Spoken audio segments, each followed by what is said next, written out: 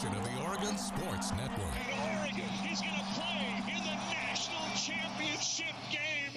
Big Ten champions. Big Ten champs. National champions, yes. Oklahoma City bound the Oregon Ducks. Awesome day to be a Duck, man. Boom inside. Touchdown, Oregon. He gets loose. Fires. Hits. Pops the three. Oh, yeah. It's all Oregon. This is Duck Insider. Duck Insider. It's about how to be a group of people that know how to love each other to the absolute fullest. Pleasure, joy to be with them each and every day. And I can't wait for the future. It's just fun to be a part of a community that cares, that is passionate, and when we come together, powerful things can happen.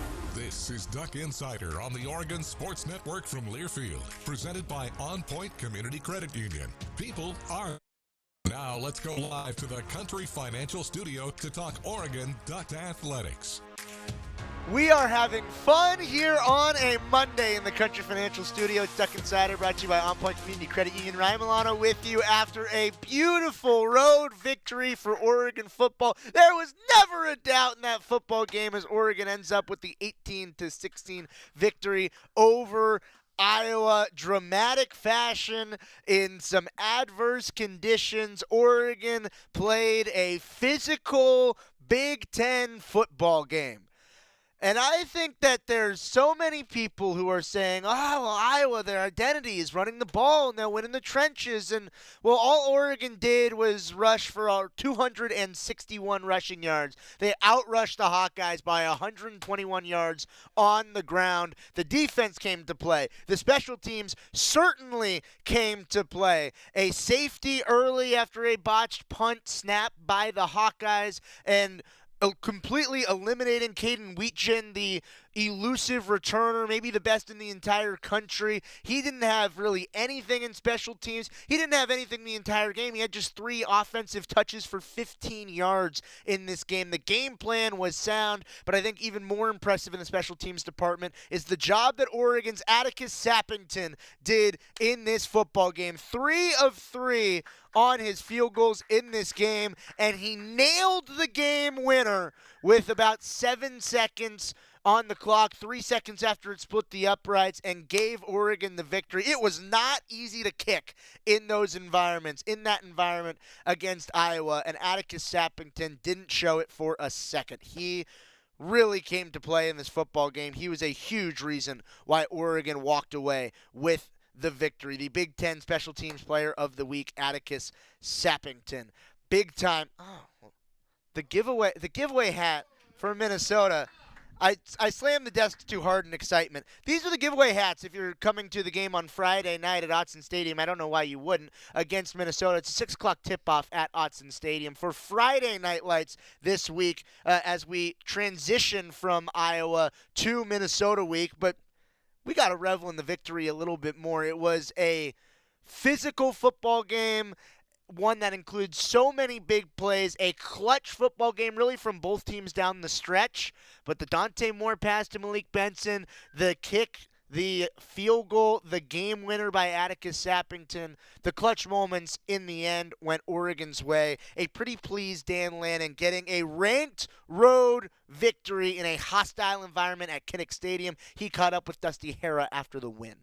Down here with Coach Lanning. Coach, what can you say about just the grittiness of your team facing adversity throughout the day, before the game, during the game, and after the game? Yeah, I'm just really proud of our team. You know, in that game, you know, Iowa does such a good job of keeping it tight. You look at it, and I'm sitting here saying, okay, I feel like we're winning at each phase, and they were always in it. They were always in the fight. But our guys just needed one more second, one more opportunity, and they went out there and took care of business that last drive. The offense, you had all of your timeouts, but time was always running against you. No panic in those guys. What did you see from your offense in that 2-minute situation? It reminds you every opportunity we take to do 2-minute during practice. And these guys know in their mind, okay, here's when Coach Lanning's thinking about calling a timeout. And they just kept pushing, resetting. Unbelievable catch there by Malik to move the ball down the field. Great job by Dante. We kind of knew their MO and what they were going to do. I thought our guys attacked it really well. Coaches had a good plan there, and they all handled it with poise. And then for Atticus to come up with that kick, man, just tells you he's got ice in his veins. Going up against one of the best best rush defenses in all college football. Your offensive line and your backs put on a show today. What can you say about the effort in the production that they had? Yeah, we played Big Ten football today, right? And we said the most physical team's going to win. I don't think there's any doubt who the most physical team was. There might have been a little bit of doubt who was going to win there at the end. But our guys just need one more second and one more opportunity. You always say it, no excuses, next man up. But there were a lot of guys that were out that have produced for this offense. What does it say about the guys that are next in line? They were ready for their opportunity, right? And that's what you're looking for, is guys that are ready for their opportunity, right? You prepare for those moments. It doesn't just happen by accident. Those guys were prepared tonight. Brandon Finney comes up with a forced fumble in a critical situation. This defense played their butts off today. What can you say about the freshmen, the play, and then your defense just coming up in a big moment? Yeah, unbelievable job, man, of guys just competing and fighting for one more yard, one more chance, attacking the ball like we did there in that moment. Obviously a huge turnover in that game when they're down there in scoring position. So big moments for us. Well, Coach, you're soaking wet, and you've got a pink locker room to get into with the rest of the coaches. Congratulations on a win. 1-0 this week. Appreciate it. Thank you.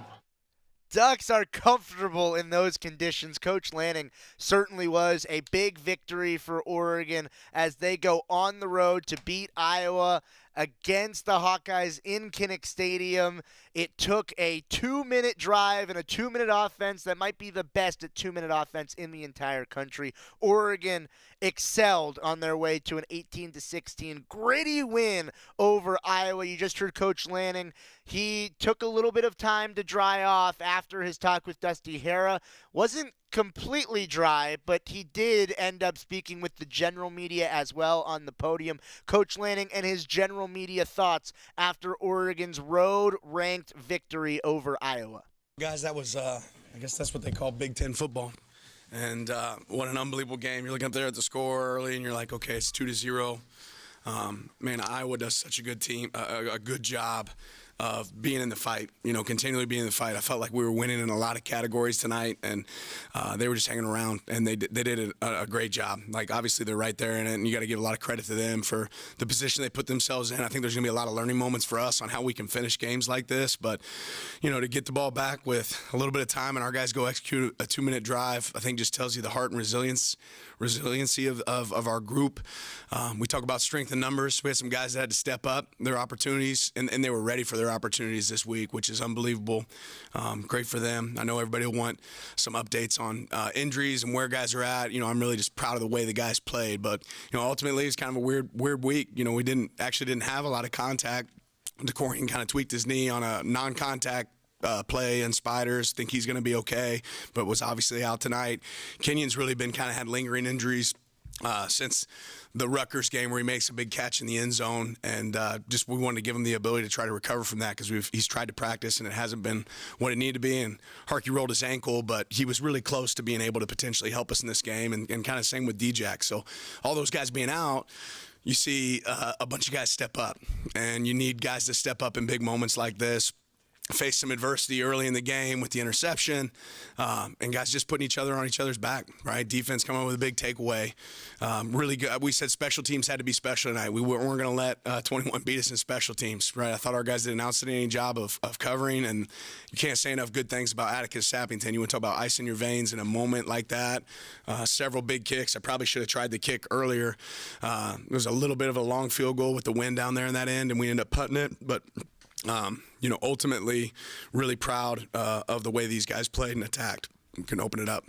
Dan, take us to the last 2-minute drive there. We had seen the lead out in higher possessions tonight to come in that spot, and you're not calling timeouts. Were you looking at personnel block to set up that? Walk us through that play. Yeah, you're giving me too much credit, James. We're looking not to sub, to give them an opportunity to sub. We felt really good about Malik in the situation. We had some repeater calls that we can use in 2-minute scenarios. We caught them in man-to-man. We knew that they were going to potentially be aggressive there at the end, and that's the quarterback and the wideout being on the same page of saying, okay, if I get one high, like, here's where I'm going. And Malik went and made a great play. We knew where we were going to utilize our timeouts. I think a lot of people in college football panic and start using timeouts outside the 1-minute mark. That's never been our philosophy here. I think we used them exactly how we wanted to use them there. I think the first one was probably, 24 seconds, right?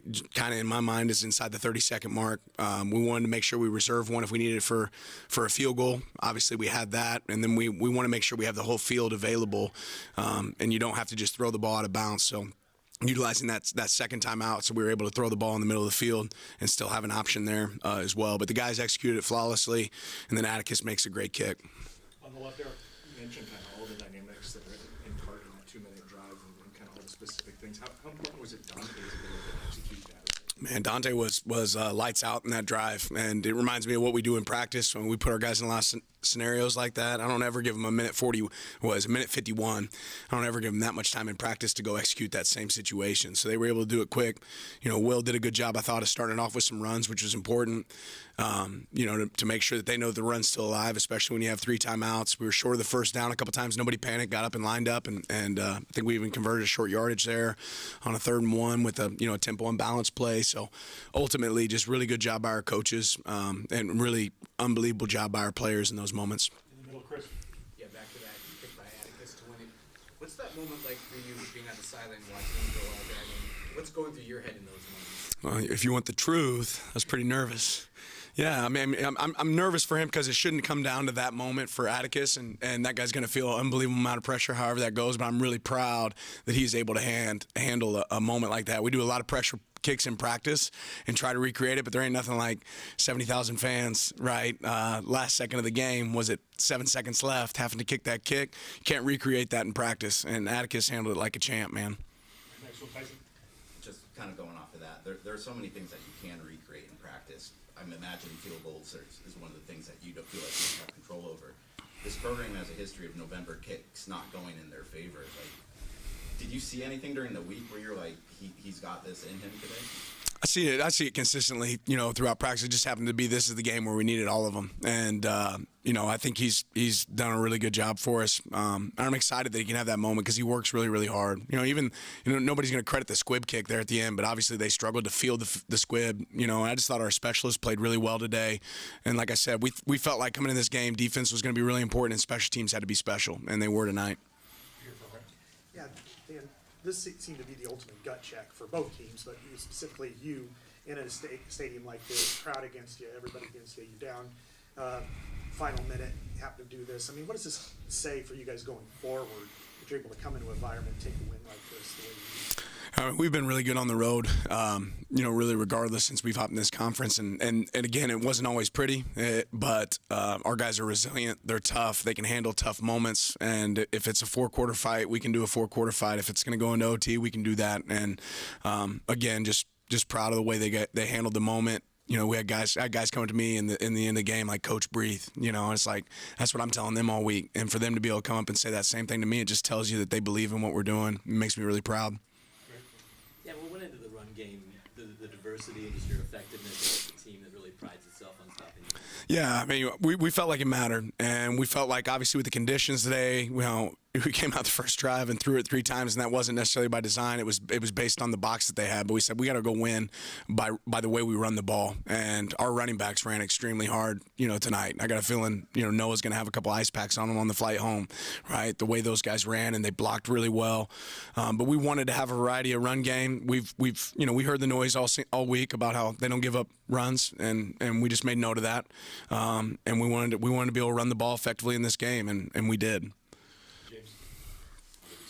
Yeah, as much as the world tries to look ahead, we try to keep our eyes what's right in front of us. And I knew how our guys had to perform tonight, and I thought they did a great job of that. This is a tough team to run on. That's as good a defense as you'll get to play, and they play great D. But we felt like it was really important to run the ball, and we had a lot of creative ways to do that. I got to give credit to our coaches, and then credit to our players, for Janoris to step up and play a really good game. And again, we got to go watch the film, but there's a bunch of guys out there that numbers got called, Jamari and Roger, and those guys to show up and block the way they did, and our backs to run the way they did, and our wideouts blocking down the field. But we felt like that was an important key to the game, is how we win the rushing battle, and we did that tonight. Where's it ranked when it's all said and done? I'm glad we got a W, right? And I'm already thinking about Minnesota because they've had a week off waiting for us, so we'll move to that one really quick. You mentioned guys that have kind of stepped up. I just wanted to get your thoughts on Jerry playing without Devin tonight. Yeah. Team career high in tackles. So much of what they do is in the box where he's at, and it seems like he is very good at Yeah. Jerry's been a warrior for us all year. I think it's very clear that we trust him. He plays winning football. I thought he did that tonight. We had a couple misfit issues early, and not necessarily Jerry, but just in general, they had a couple runs that they hit on us, and I thought our guys made great corrections on the sideline, and we were able to handle their run game. But there was never a doubt in their mind the way that they played, and I'm really proud of that. Chris, so many things just kind of get lost in the shuffle, but early in the game, the hit by Finney to cause the fumble, recovering it. Just how important was that at that moment in time that it just kind of stopped their momentum? Yeah, it was huge, and I'm sitting there saying, are we going to review it? Are we going to review it? Are we going to review it? We got there, so we got to the right answer and got the right result. So I'm glad it all played out the way that it did. But big moments, right? I guess we ended up with one takeaway. They ended up with one takeaway, and that takeaway mattered, right? Did you get an explanation why that wasn't intentional grounding? I was told there was a wide out near. Did you see one? I was also just no, never mind. There's another question I had too. A couple other questions, but. Dan, not you guys are unfamiliar with playing in the rain, but just how good it is out there. Did you see your guys need to kind of grow into it?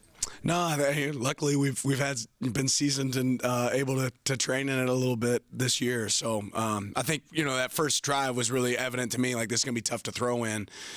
So we made a commitment to saying let's not step on the field again and have another series where we don't run the ball.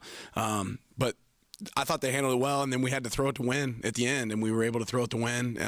It was better in the second half. It was a little bit easier to throw it, but some big moments there, and our guys handled it well. James, personnel-wise, pretty confident with the short week for Kenyon, Marshall, and DJ. We'll reassess it. It'd be unfair for me to say right now. And any word on Gary? I don't have an update on Gary right now. I was just curious kind of on how you thought the guys rallied in this game, but then also in the lead up with some of the question marks about who's available and kind of how those players handled the moment when some guys that were pretty integral to this team weren't there. Yeah, I think they handled it well, and told some of those guys their roles as coaches today. You got to go out there and coach and make the people around you better. I'm anxious to get our team back and get it healthy and see where we're at, but we'll evaluate that as it comes. But I thought guys stepped up. And we always say, don't wait for your opportunity, be ready for your opportunity. I thought some guys were ready for their opportunity tonight. Last question right here. Dan, you mentioned winning on the road. When you don't have the most veteran team, what's the key to still getting it done? Well, we're not rookies anymore, right? We have some young players that have been playing a lot of football this season. So the time of being freshmen and young guys, that's over with now. We've played several games, and those games, that experience, it pays off. And I think that showed up tonight. That's Coach Lanning. His thoughts post the 18-16 victory over Iowa, brought to you by the Willamette Valley Cancer Institute and Research Center. Better cancer care close to home. Taking a timeout, we heard the head coach's thoughts. Now some of the players, including the kicker, who split the uprights for the game winner. That's coming up when we return after this on the Oregon Sports Network from Learfield. Dear Truckin' Awesome, Toyota Tundra's got heart-pounding horsepower. Tacoma is one rugged ride, and the 4Runner is tough as nails. Truck yeah. Find yours at Toyota.com. Toyota, let's go places. As a local community credit union founded by teachers, OnPoint is committed to supporting the students and faculty at the University of Oregon. And on game day, we're right there with you, on the field, in the bleachers, and in the classrooms. Drop by one of your local branches today and discover the many ways OnPoint can help support your financial well-being. OnPoint Community Credit Union. People are the point. Federally insured by NCUA. Equal housing opportunity. Dear Truckin' Awesome, Toyota Tundra's got heart-pounding horsepower. Tacoma is one rugged ride, and the 4Runner is tough as nails. Truck yeah. Find yours at Toyota.com. Toyota, let's go places. More Duck Insider coming up on the Oregon Sports Network from Learfield.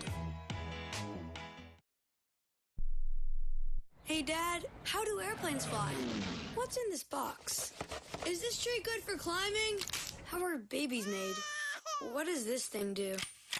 Kids are curious about everything, including guns. Talking to them about gun safety in your home is a good first step, but you can do more. Always keep your guns locked, unloaded, and stored separately from ammunition. Safe gun storage saves lives. Learn how to make your home safer at endfamilyfire.org. That's endfamilyfire.org. Brought to you by End Family Fire, Brady, and the Ad Council. Hey, Dad, how do airplanes fly? What's in this box? Is this tree good for climbing? How are babies made? What does this thing do? Kids are curious about everything, including guns. Talking to them about gun safety in your home is a good first step, but you can do more. Always keep your guns locked, unloaded, and stored separately from ammunition. Safe gun storage saves lives. Learn how to make your home safer at endfamilyfire.org. That's endfamilyfire.org. Brought to you by End Family Fire, Brady, and the Ad Council.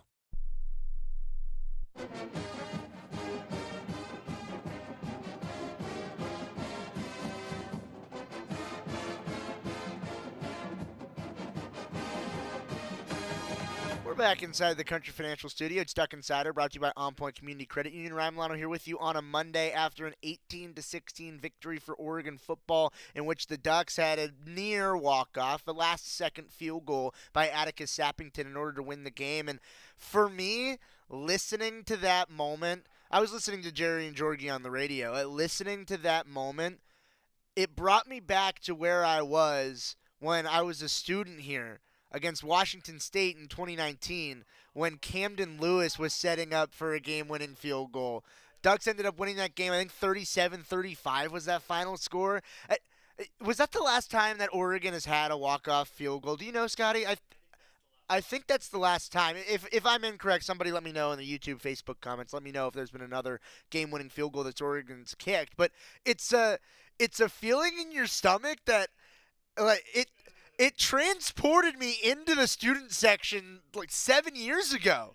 It was a beautiful moment. Atticus Sappington absolutely drilled it, earned Big Ten Special Teams Player of the Week, deservedly so. 3 for 3 on field goals, came up big when Oregon needed it in not ideal conditions to kick, and he was able to convert every single time. Atticus Sappington, huge game for him. Lucky that ASAP is on the team. Atticus Sappington, he spoke with Dusty Hara on radio after the win, after he was able to secure Oregon the victory with the field goal. Here's Atticus Sappington with Dusty Hara.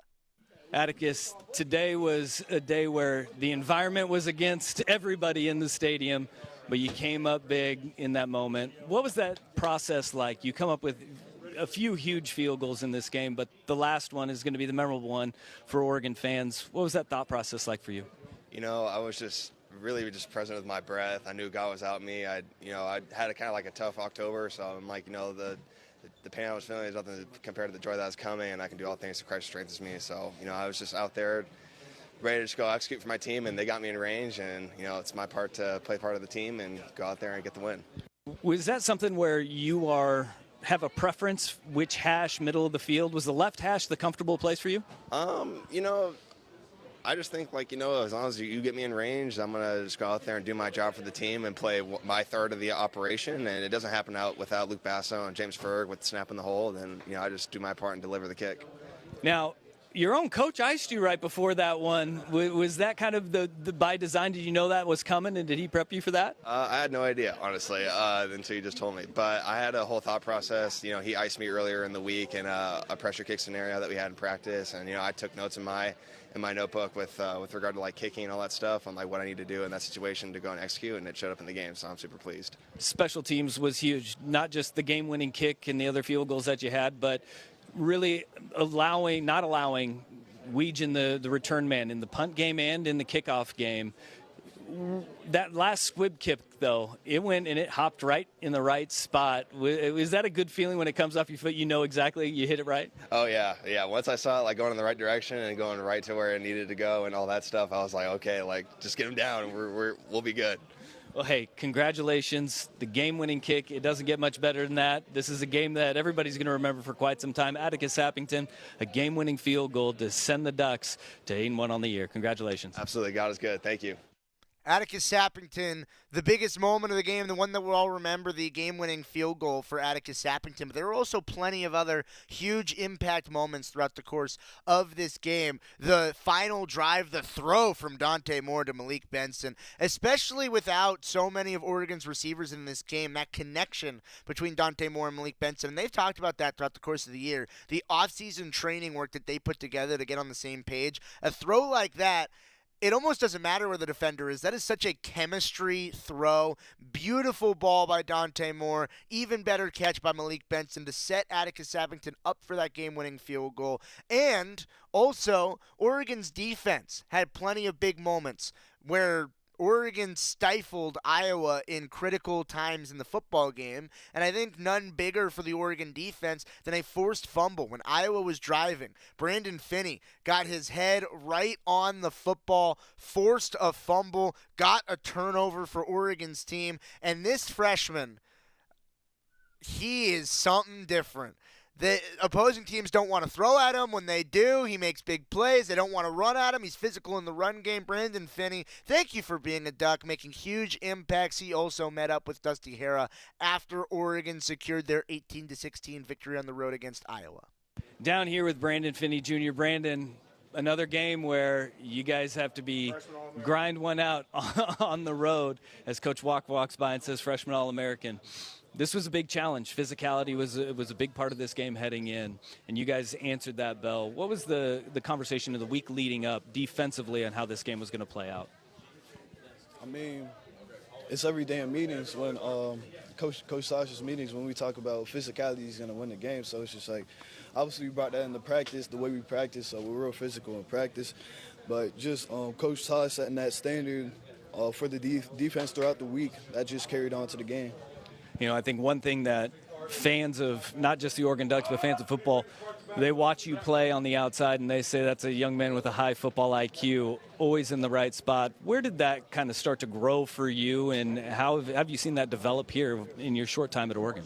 Yeah, like you said, develop here. I feel like my IQ especially has really developed here. I mean, talk about process. I mean, Coach Tosh and stuff, they put me on the plan, so just sticking to that plan, the process, and just making sure I always know my assignment, know my teammates' assignments too, so I can line them up and line myself up in the right place.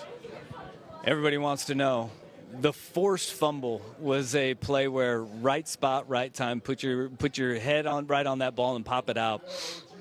Going through ball security and creating and forcing turnovers is a point of emphasis for you guys. How'd that play out in your mind, and take us through your process when you put the hat on the ball and it pops out?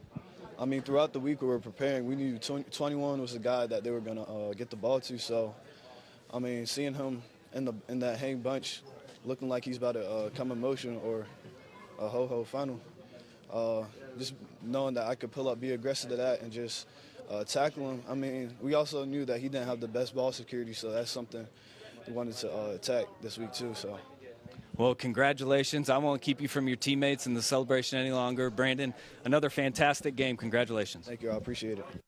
Brandon Finney Jr. making a big impact, forcing the fumble for Oregon en route to their 18-16 victory over Iowa. 18-16, that's a bit of an odd score. How did we get there? Well, it started 2-0 because Iowa snapped the ball, well, not quite out the back of the end zone. They snapped it way over the punter's head, and then the punter slapped at it, and then kicked at it and missed, and then kicked at it again and got it out of the back of the end zone. And ultimately, the officials threw a flag, and it was a 2-point safety. But Dave on YouTube asked, when was the last time Oregon scored a safety on a special teams play? And boy, am I glad you asked that question, because we're going down memory lane of some of my highlights as when I was a student here at Oregon, calling games for the student station here at KWVA, because the last time Oregon scored a safety on a special teams play was in 2021 against Washington here at Autzen Stadium. It was a 26-16 victory for Oregon, and I remember exactly where I was and what I was doing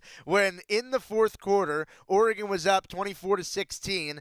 It was Washington who was all the way backed up against their own end. It was a 4th and long with about 2 minutes left, and it was, do we try to go for it on 4th and long and convert, or do we kick it back and try to stop Oregon quickly with 3 timeouts? And what ended up happening is that Washington snapped it out of the back of the end zone for a safety, and I remember my exact call on that play. Sean McPherson was play-by-play for the student station. I was on color, and there's a play that we play in some of our opens of Noah Whittington running over an Illinois defender from last year, where Jorgie just gives this a visceral, oh! That was my reaction watching it because the punt just sailed way over the head of the Washington punter and out the back of the end zone, and it ultimately led to a 26-16 victory for Oregon over Washington. It's one of my favorite games that I called here when I was a student. So thank you, Dave, for taking me down memory lane. That's awesome to revisit. That's a whole bunch of fun. Yeah, that's just great. It's great. I don't know when the last time Oregon's defense as a whole had a safety. I tried to look, but the last time was on a special teams play. This time was on a special teams play. Something about Oregon special teams and forcing poor snaps for long snappers, huh? Big win for Oregon, 18-16 over Iowa, in large part thanks to that safety, a big difference maker earlier in the game. But a big difference maker as well was Oregon playing through a lot of injuries in this game. There was no Kenyon Sadiq. There was no DeCorian Moore. There was no Devin Jackson. Alex Harkey didn't play in this game. Gary Bryant Jr. got injured early. It was a lot of the depth being shown and displayed for Oregon throughout the course of this game. And the depth really rose to the occasion. They contributed in big ways. And at the tight end front, somebody who contributed and has been a contributor throughout the course of his career here at Oregon, but I think probably had his best game as a Duck just in terms of blocking, being an outlet for Dante Moore. Roger Saliapaga, he's a big key to this Oregon tight end room, and especially without Kenyon Sadiq this week, Roger Saliapaga stepped up in a big way when Oregon ran a lot of their 12 personnel. Saliapaga, he caught up with Dusty Hara in the locker room after Oregon's victory. Let's hear from the tight end. Down here with Roger Saliapaga, who it looks like you've been through it all. He's got blood all over his shirt, but that is a gritty win for the Oregon Ducks. How does it feel coming off the field victorious in a game like that? I think I'm just blessed to be a part of this team, blessed to be a part of this win. Shout out ASAP, ice in his veins. So, yeah, it feels good. You know, when an offense is operating in the 2-minute offense, you guys have been effective at that all season long. What's the process like throughout the course of a week to make sure that everybody's on the same page and everybody operates with no panic in a moment like that? I would just say we practice every scenario. Our coaches put us through everything that that we can expect.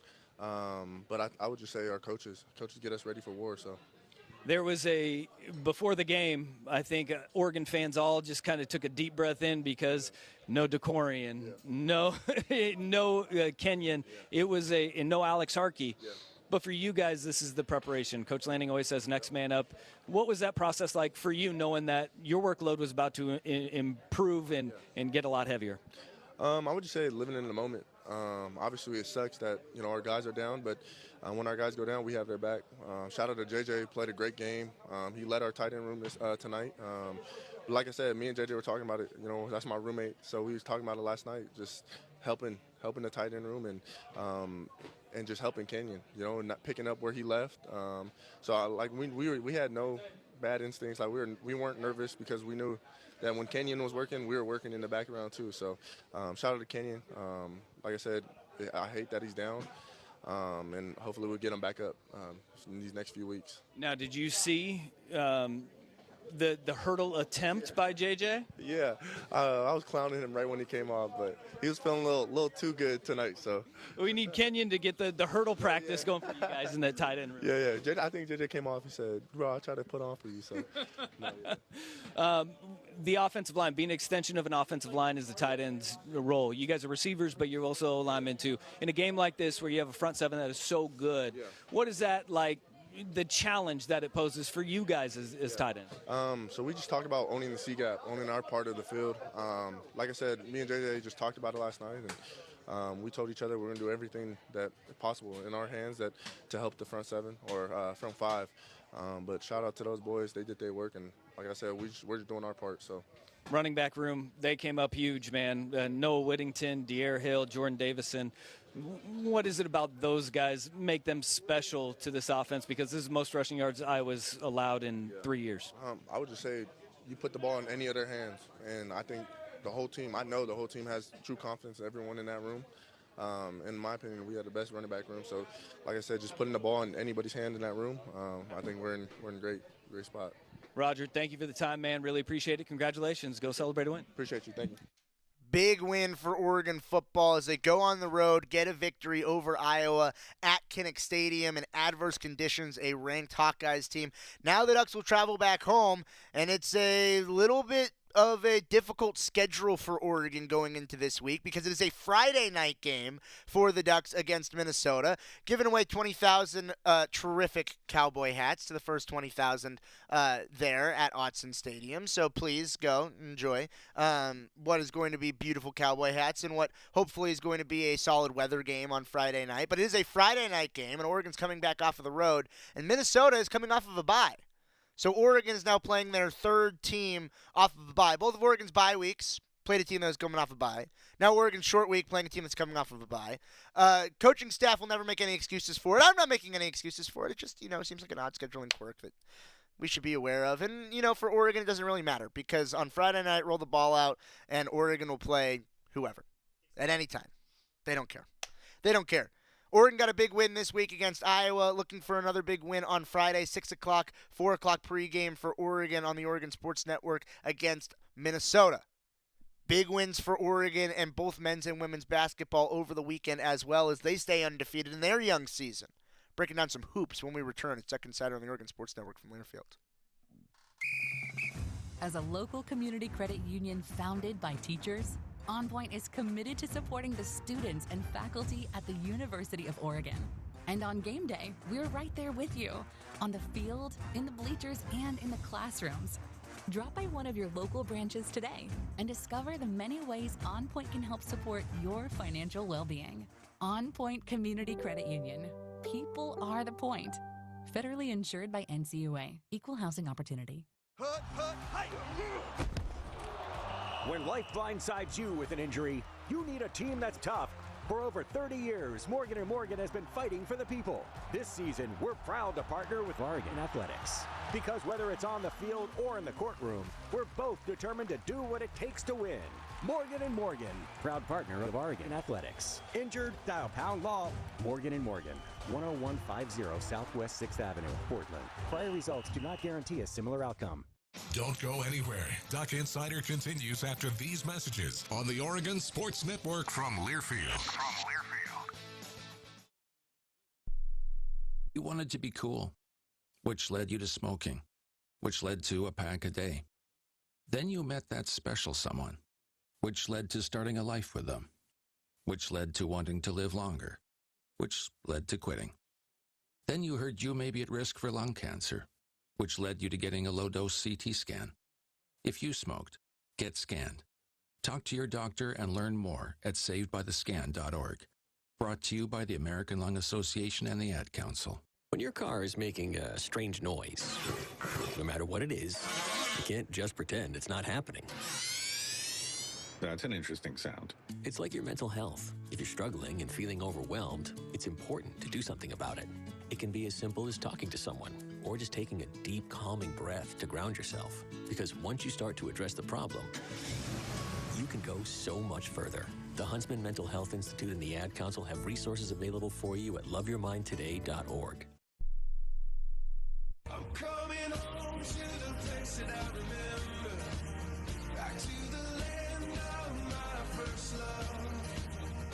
Would you spread wide your arms for this wayward son? I left my heart in home. We're back inside the Country Financial Studio. It's Duck Insider, brought to you by OnPoint Community Credit Union. Ryan Milano with you, breaking down Oregon football's win against Iowa, the 18-16 victory, a walk-off field goal by Atticus Sappington. I actually stand corrected. I said that Camden Lewis was the last walk-off field goal for Oregon. Atticus Sappington actually hit one against Boise State last year as time expired here at Autzen Stadium.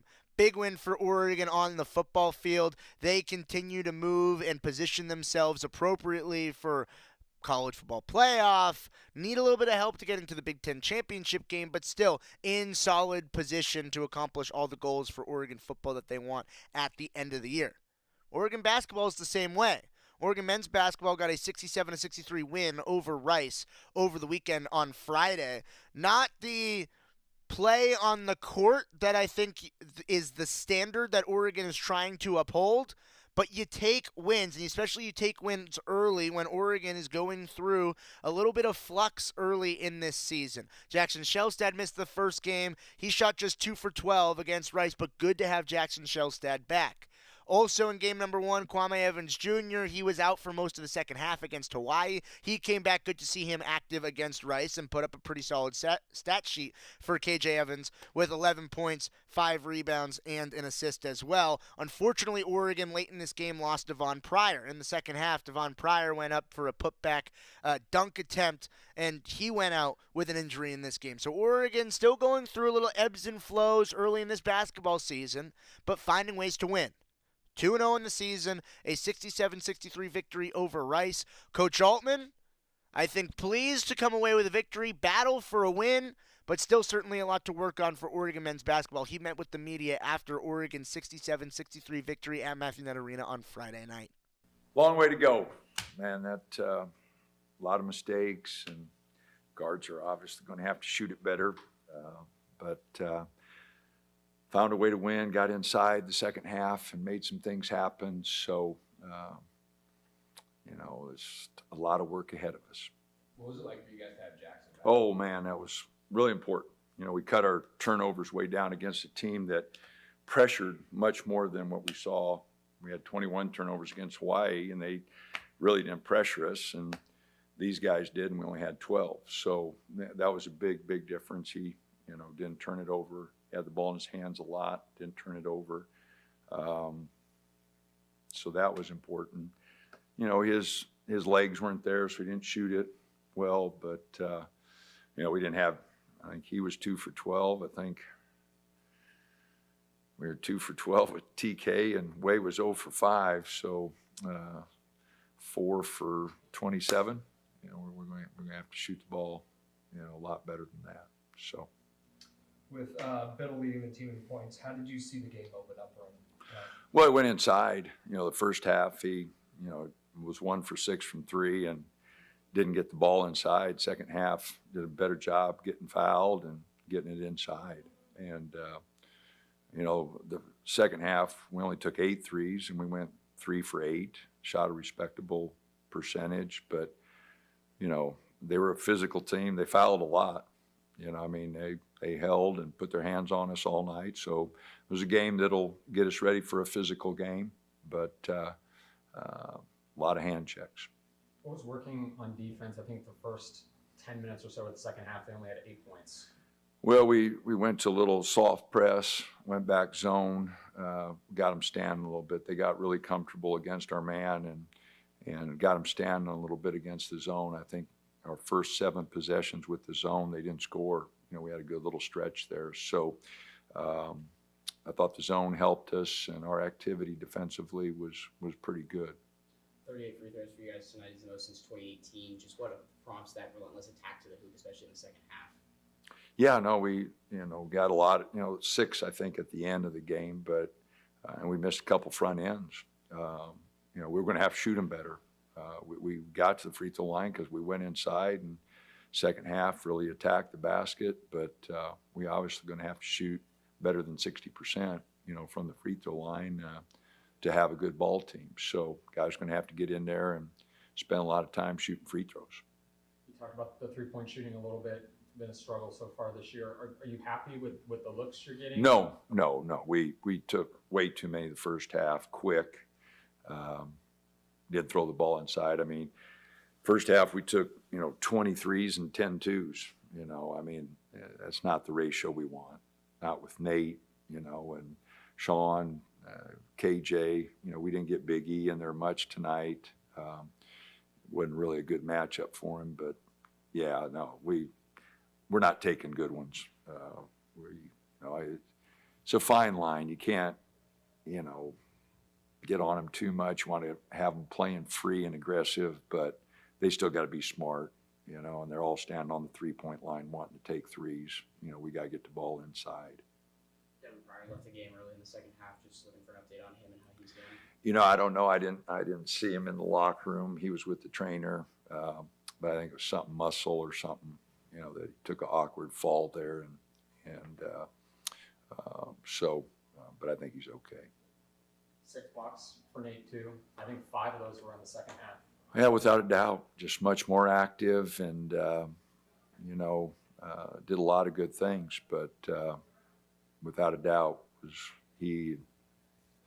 him and then, Jackson handling the ball were really 2 big factors for us tonight. That 20-3 run that you guys went on in that second half, just how did you feel the energy of the crowd kind of build throughout that? Oh, it was really good. We finally hit some shots and, got some things going. We were down, I'm not sure, 8 or 9 there and went up 8 or 9. So, it was a good run and the crowd was good. We finally gave them something to cheer about. And, they're wanting to cheer, but you got to give them something to cheer about. But the students and the crowd, for the way we're playing has really helped us. I mean, we've won 2 grind games here because we're not playing well. And in those games, a little enthusiasm really helps. So the crowd and the students, like I said, on nights we're not playing well, that's a big, big factor in college basketball. You guys had 2 8-0 runs in the first half. What did you see in that you liked that you guys were able to build on in the second half? Well, I think we got to the free throw line a couple times, and it wasn't because we were hitting threes. We got the ball to the basket. Sean made a nice move. We got the ball inside a couple times and hit a couple throws. But again, just a lot of opportunities offensively that we didn't take advantage of. And again, our ball movement's got to get much better. Even tonight, when we hit 3 sides, the ball moves from side to side. We were 60%. We were 50% when it just hit 2 sides, 18% when we just left it on one side. And we were 3 for 7 in the second half on one side because we had that little play with Jackson and Nate with a little 2-man game there. But other than that, our one side, we were 0 for 10 in the first half, just, bringing it on one side and taking a quick shot. So a lot to learn. I hope the guys will lock in and be, a lot more attentive. Got a lot of new guys that really don't have a good understanding of what we want. But having an experienced guard out there tonight against that pressure was really important. Continuing to grow for Oregon basketball as they maneuver through this early portion of the season. 2-0, big game for Nate Biddle, came up in a big way in the second half to help overcome a halftime deficit. And Kwame Evans Jr., pretty solid game in his stat sheet. We're hearing from KJ coming up when we return on Duck Insider on the Oregon Sports Network from Learfield.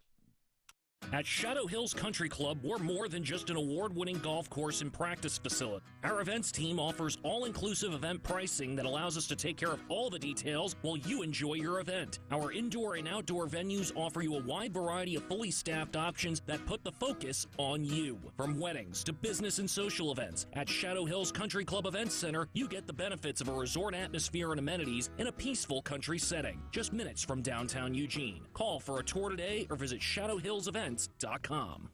Hey Duck fans, at Country Financial, they make insurance easy. Whether you're shopping for home, auto, or more, their representatives will take the time to understand your specific needs and explain what options work best for you. Worry less and feel more confident knowing you're covered. Visit countryfinancial.com to get started today. Experience more with Country Financial. Auto and home insurance policies issued by Country Mutual Insurance Company, Country Preferred Insurance Company, and Country Casualty Insurance Company, Bloomington, Illinois. Back to the Country Financial Studios in 60 seconds. This is Duck Insider from Learfield.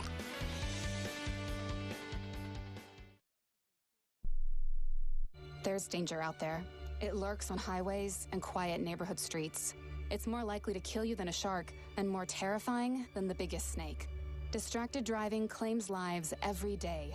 Every notification, swipe, social post, video, or selfie while driving risks your life.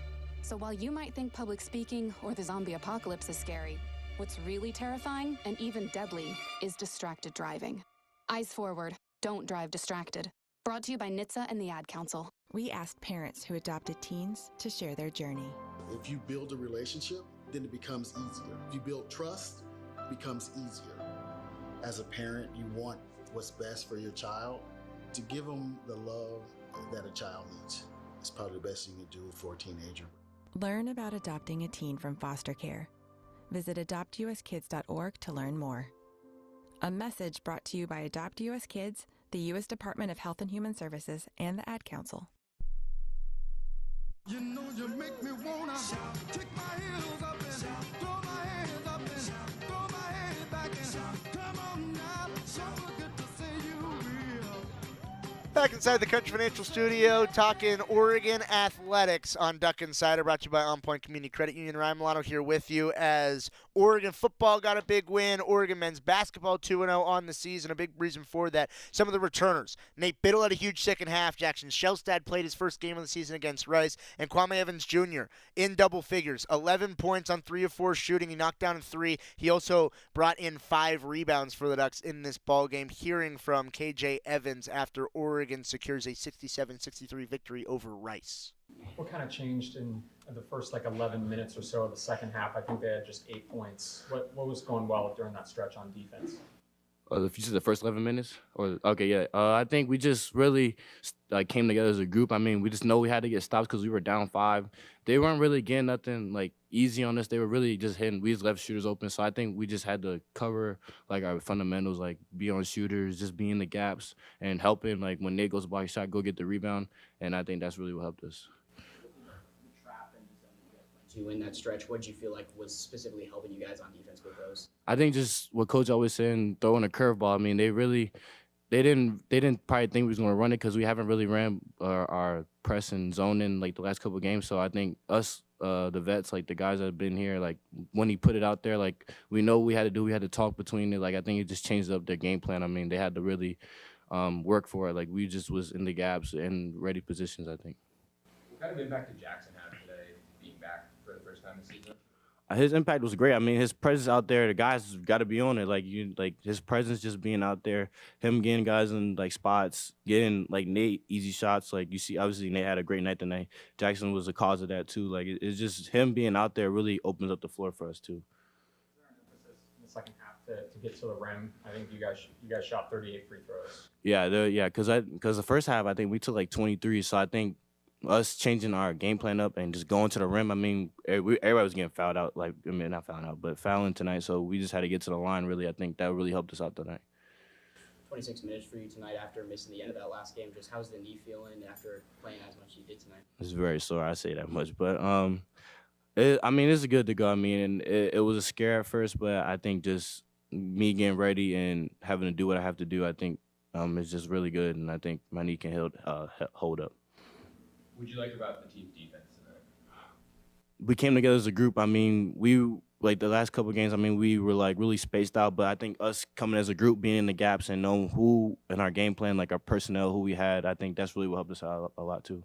What do you want to see your team work on, especially on the perimeter defensively coming into the next game? Just staying in front. I mean, so we don't have to help as much. Us staying in front doesn't have us to rotate all the time. I mean, when we're standing in front, we can really just guard, talk. I think talking will help us a lot more. Kwame Evans Jr. helped secure a win for Oregon, 67-63 tight-fought battle at Matthew Knight Arena to get to 2-0 on the year. Oregon women's basketball also 2-0 on the year. Talking about their win over the weekend when we return on Duck Inside on the Oregon Sports Network from Learfield. As a local community credit union founded by teachers, OnPoint is committed to supporting the students and faculty at the University of Oregon. And on game day, we're right there with you, on the field, in the bleachers, and in the classrooms. Drop by one of your local branches today and discover the many ways OnPoint can help support your financial well-being. OnPoint Community Credit Union. People are the point. Federally insured by NCUA. Equal housing opportunity. We know you turn to the Duck Store for all your game day needs. And for students at the University of Oregon, it's even more. Class supplies, jobs, a seat on our board, a place to take a quick coffee break. Because we're your student-first, non-profit college store, every purchase you make directly supports the very community we serve. From working in our counters to studying in the classroom, from directing our stores to cheering in the stands, the people we serve, the students, are the very people who are the Duck Store. Duck Insider continues from the Country Financial Studios in 1 minute on the Oregon Sports Network from Learfield. You say you never give in to a meltdown and never fill your feed with kid photos. You say you'd never put a pacifier in your mouth to clean it. and never let them run wild through the grocery store. So when you say you'd never let them get into a car without you there, know it can happen. 1 in 4 hot car deaths happen when a kid gets into an unlocked car and can't get out. Never happens. Before you leave the car, always stop, look, lock. Brought to you by NHTSA and the Ad Council. Let's take a moment to breathe. Deep inhale. Extend your spine. Remain focused on what you're doing. If safe to do so, exhale slowly, leaning to one side.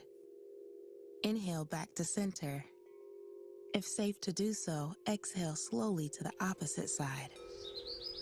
Find mental health resources at loveyourmindtoday.org. This message is brought to you by the Huntsman Mental Health Institute and the Ad Council.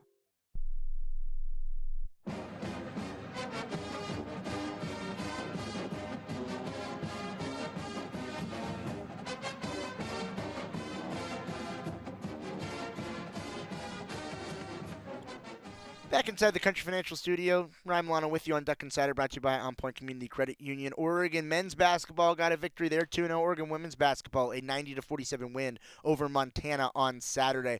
Big victory for the Ducks to continue to move to 2-0 as well in their own right. Kelly Graves, this game was wrapping up right around when the Oregon football game was wrapping up. So a very quick podium from KG post-game reacting to the 90-47 win for Oregon women's basketball. Point number 35, Tute, was there emphasis on getting inside the paint a lot more with the jump of the points you got? Yeah, we talked about that at halftime. I thought we were passing up opportunities to get it inside. I think we had a clear advantage, especially when they were switching, and we handled it a lot better. But, overall, you guys, I think it was really pretty good performance. I thought we played well in all phases, and defensively, maybe we got to make some adjustments. But I thought by and large it was a really good night. Bench points, you guys scored 47. That's more than half of the total points you guys scored. What does that show you just early on in the season that your team has this much depth? Well, that's what we talk about. I think our two biggest strengths are depth and pace of play, and they go kind of hand in hand. And I think what you saw tonight was Montana played with us early in the game, right? We were struggling, and they were hanging with us, and then they got tired in that second quarter. They don't have the same kind of depth we do, and that really showed up in the second quarter, and then continued the rest of the game. But yeah, half the points coming from the bench. That's probably not going to be the last time. That's kind of how we're built. Coach Kelly Graves, after Oregon's victory, talking about Oregon women's basketball getting a 90-47 win over Montana. 5 scorers in double figures for Oregon, a few more with 8, 7, 6 points. It felt like the entire team was involved in the offense for Oregon women's basketball. A bit of a scary injury at the end for Lisa Mevius, praying her a speedy recovery, hoping that she's back on the court as soon as possible for Oregon women's basketball. She's such a critical piece for the Ducks in so many different regards of their team, both offensively, defensively, and how they push the pace. So hoping Elisa Mevius is okay. Also, Oregon senior night on the volleyball court yesterday, a battle against Michigan State. Came down to extra points in set 5. Ultimately, the Ducks just came up a little bit short. It's a big week ahead and a short week for football. A Friday night game. Joey's got you covered with so much of it tomorrow. See you, everybody. Go Ducks. Put your phone on D&D, that means that do not disturb when you're driving. And when you're going from point A to B, I need you to stay safe, please, so always sing with me. So put your phone on D&D, that means that do not disturb when you're driving. And when you're going from point A to B, I need you to stay safe.